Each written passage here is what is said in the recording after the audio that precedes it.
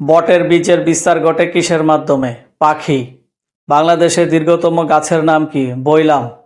কোন গাছের ছাল থেকে রং প্রস্তুত করা হয়? গরান। লেবু গাছ কোন জাতীয় উদ্ভিদ? বিরুৎ। সবুজ উদ্ভিদ দেহে সৌরশক্তি কোন শক্তি হিসেবে সঞ্চিত থাকে? স্থিতিশক্তি। সুস্থ মানসিকতার বিকাশে কোন খাদ্য উপাদান সবচেয়ে বেশি প্রয়োজন? আমিষ।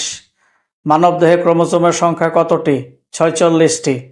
ধানের পরাগায়ন কিভাবে হয়? বাতাসের সাহায্যে। পাতা পীতবর্ণ ধারণ করে কিসের অভাবে? নাইট্রোজেনের। কোন খনিজ লবণের অভাবে গাছের পাতা ও ফুল ঝরে পড়ে?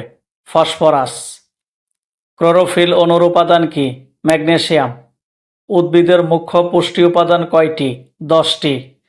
আমিষ দেহে পরিপাক হওয়ার পর কোন অ্যাসিডে পরিণত হয়? Amino acid. পরিবেশের সাথে জীবদেহের সম্পর্ক সম্বন্ধীয় বিদ্যাকে বলে ইকোলজি।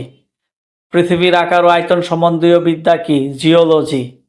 ভূপৃষ্ঠ ও ভূগর্ভস্থ পানি সম্পর্কিত বিদ্যার নাম কি? হাইড্রোলজি। কোলেস্টেরল কি? এক ধরনের অসম্পৃক্ত অ্যালকোহল।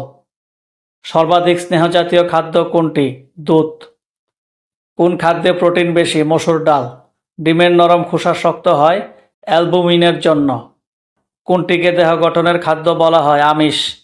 তেল বলতে কি বোঝায়? অসম্পৃক্ত ফ্যাটি অ্যাসিড। পিটুইটারি গ্ল্যান্ড কোথায় অবস্থিত? মস্তিষ্কে। কোন অঙ্গে মূত্র তৈরি হয়? বৃক্ক। শরীর হতে বজ্র পদার্থ ইউরিয়া বের করে দেয় কিডনি। পূর্ণাঙ্গ ব্যক্তির ফুসফুসের বায়ু ধারণ ক্ষমতা কত? 6 লিটার।